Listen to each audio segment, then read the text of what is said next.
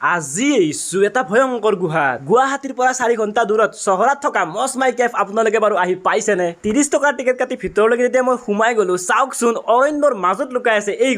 গুহাটোৰ ভিতৰত যেতিয়া প্ৰৱেশ কৰিলো সঁচাকৈ ইমানেই বেছি অন্ধকাৰ আছিল আৰু যেহেতু বৰষুণ বতৰ একাঠো পানী হৈছিল ইয়াৰে ভিতৰৰ শিলকেইটা চাওকচোন আপোনালোকে কেনেকুৱা এটা আচৰিত ধৰণৰ আকাৰৰ হয় চাওকচোন শিলৰ মাজেৰে কেনেকুৱা এটা সৰু ৰাস্তা এইফালেৰে যাব লাগিব মানে মই বুলিও সোমাই গৈছো কিন্তু শকত মানুহ ইয়াতে জেগাতে ফচি থাকিব মানে সৰু সৰু ল'ৰা ছোৱালীৰ কাৰণে এইটো ঠাই একদমেই নহয় মানে কিছু ঠাই আছে কিন্তু দেই কেনেকুৱা এটা ভয়ংকৰ শিলৰ মাজে মাজে গৈ আছে আৰু ইয়াত কিন্তু আপোনালোকে থিয় দিব জেগা নাই মানে হালি হালি যাব লাগে বেলেগ নহলেও নিজকে আজি মেন ভাৰ্চেছ ৱাইল্ড বিয়াৰ গিলছ লাইট ভাইব হৈছে আৰু নৰ্মেলি দিনত এই গুহাটোৰ ভিতৰত আহিলে আপোনালোকে কিন্তু ঠাণ্ডা পাবই যিহেতু মই বৰষুণ বতৰত গৈছিলো একদম পুৰা কপাই দিছিল অৱশেষত পোহৰৰ দিশটো অলপ দেখা পাইছো মানে গুহাটো শেষ খবৰ হ'ল এনেকে পানীৰ মাজে মাজে ওলাই যেতিয়া গুহাটোৰ পৰা ওলালো এনেকুৱা লাগিছে যেন 60 বছৰ পিছত মই পুনৰ জন্ম হৈছো বাকি আপোনালোকে আহিব চেৰাপুঞ্জীত থকা মছমাই নামৰ এই কেফটোত